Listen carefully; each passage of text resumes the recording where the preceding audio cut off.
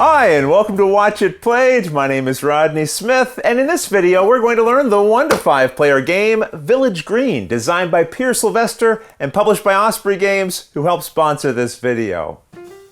The folks down in Lower Ainsmore seem to think they have the best gardens in the county, and that sort of talk just doesn't fly down here in Middle Didsbrook. It's time to show those other villages what a properly orchestrated floral display looks like. If you agree or just want to know what the heck I'm talking about, join me at the table and let's learn how to play. To set up, separate and shuffle the cards into piles based on their backs. You'll have a pile of what are known as green cards, which have, surprise, surprise, green backs, and awards cards with purple backs, and you'll place both of these piles in the center of the play area.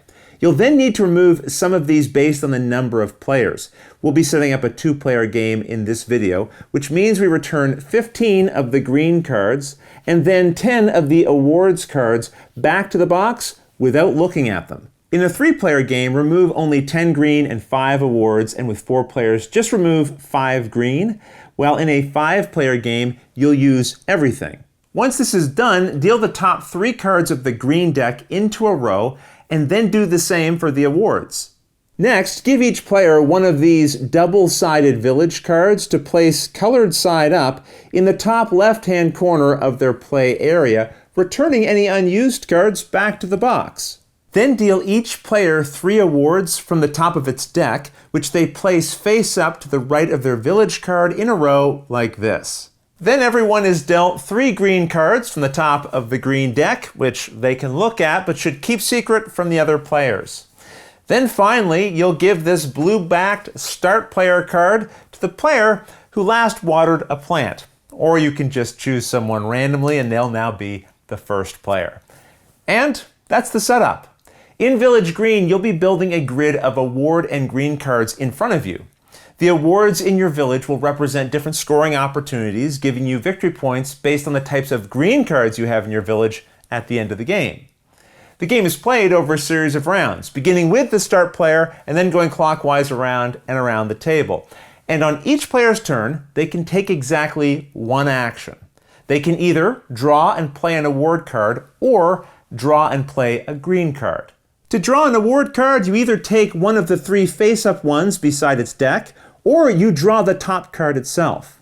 Now, if you took a card from the row, immediately replace it with the top card. Next, add the award you took into your village. But these can only be placed in certain spots. You can either put it on one of the 3 spaces to the right of your village card, or in one of the 3 currently imaginary spaces below it. You already have 3 awards here to the right, but you can always place a new award on top of another one. If you instead place it in one of these 3 spots, it doesn't have to be set next to other cards in your village. I could place this all the way down here in the bottommost row if I wanted. You just can't create a 5th row or column or cover up your village card. Your village and the awards will mark out a 4x4 grid for your village, creating a smaller 3x3 grid in here, which you'll fill with green cards, as we'll see. But you don't have to have an award in each possible space. You can leave some of those spaces empty if you like. Remember, the award cards that you play into your village will create the scoring rules that you'll follow at the end of the game based on the green cards that are in their rows or columns. Just as an example, I've set up a village a little bit later in the game, and then this award here at the top of your village would give you a certain amount of victory points based on the green cards directly below it. While this one here in the leftmost column scores points based on the green cards in the row to the right of it. Awards give you objectives to aim for, so you'll want to play green cards that hopefully match those objectives. So now let's take a look at the other action you can instead take on your turn, drawing and playing a green card.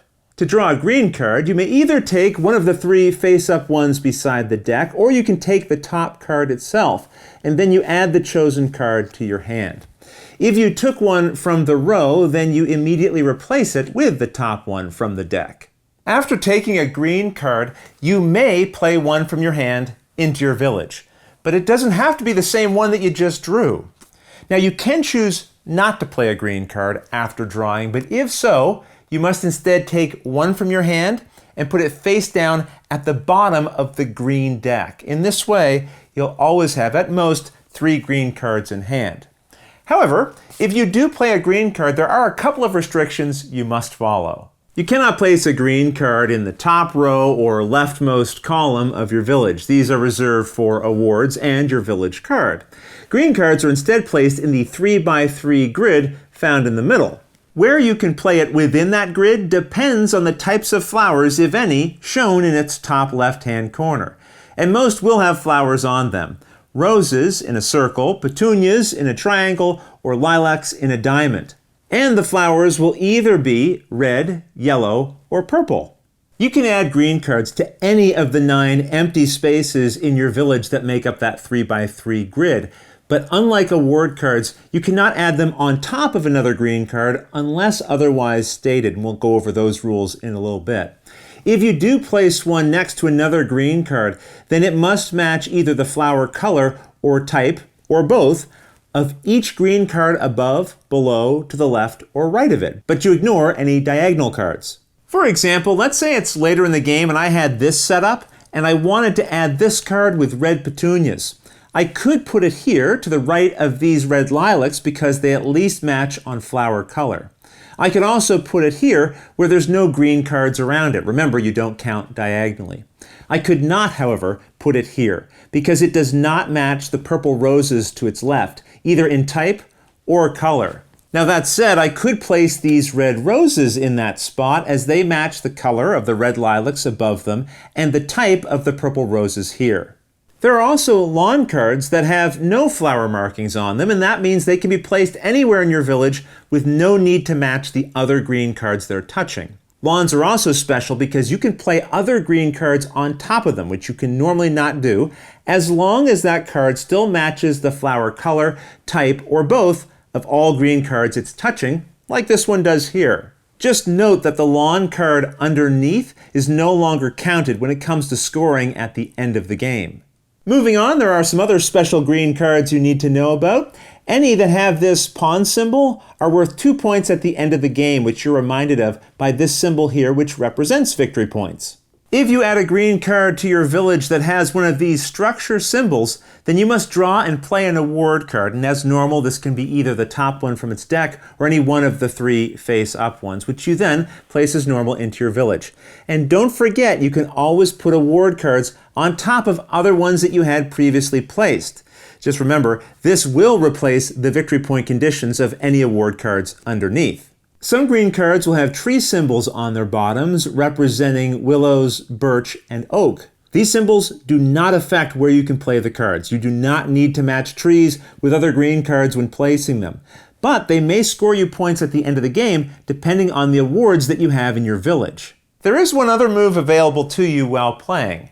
Once per game, before you take your normal action for the turn, you can flip your colored village card face down to show its muted side, and then you take one of 2 possible special actions. One option is to take either the 3 face-up green or 3 face-up awards and place them in any order at the bottom of the related deck, revealing 3 new cards to replace them. You then take your action as normal, drawing and playing either a green or award card. Or instead, after flipping your village card, you can draw and play a green one, except now you may add it on top of any other green card, as long as you follow all the usual neighbor matching rules. Also, the covered up card no longer counts in the final scoring. If your village card is already face down, then you cannot take these special actions, so use this option wisely. You only get to do it once per game. Players will now keep taking turns adding cards to their village until either one player has filled all 9 of the spaces for green cards with green cards, or one of the 2 decks have run out. When either one of these things happen, the current player finishes their turn, and then play continues clockwise until it would be the start player's turn again. This ensures that everyone will have had an even number of turns. And then at that point, the game ends and everyone moves on to final scoring. It is possible that you may be unable to add a green card to your village on your turn. In this example, there's an open space here, but it's bordered by a red rose, purple lilac, and yellow petunia. Only a card with a lawn symbol could be placed here, but if there are no lawn cards remaining, this space couldn't be filled. In the very rare case that no one can play any of the remaining green cards, the game also ends and everyone just moves on to final scoring. During final scoring, you'll earn points for each of your awards based on the green cards that are in their rows or columns. This award at the top, for example, scores based on the 3 green cards below it, while this award on the side scores based on the green cards to the right of it, which in this case are only 2. Which means this player probably didn't play very well, because pretty much any card could have gone here. I also just wanted to show you that you won't always fill in your entire grid. Either way, each award tells you the rules for scoring it, with the points you earn for meeting the listed goal shown inside of purple badges.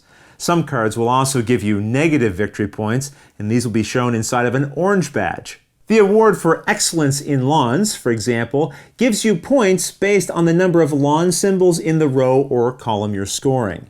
0 lawns would mean you'd lose 2 victory points, while 1 would score you 1 point, or as I have here, 2 would score you 4 points. And if I'd filled this space in with a lawn before the end of the game, I would have scored 8 points for this award. Add up all of the points you earn from all of your visible awards, and remember, you don't score anything for awards that were covered up. You also score 1 additional point, as you're reminded of here, if your village card is still face up, because that means you didn't use it. And don't forget, every one of these pawns in your village also scores you 2 points. In the end, whoever has the most points wins. In the case of a tie, the tied player with the most visible green cards wins. So for this, at most, you could have 9. And if there's still a tie, the tied players share the victory. I should also mention there are rules for solo play, but those I'll leave for you to discover on your own. But otherwise, that's how you play Village Green. If you have any questions about anything you saw here, feel free to put them in the comments below, and I'll gladly answer them as soon as I get a chance.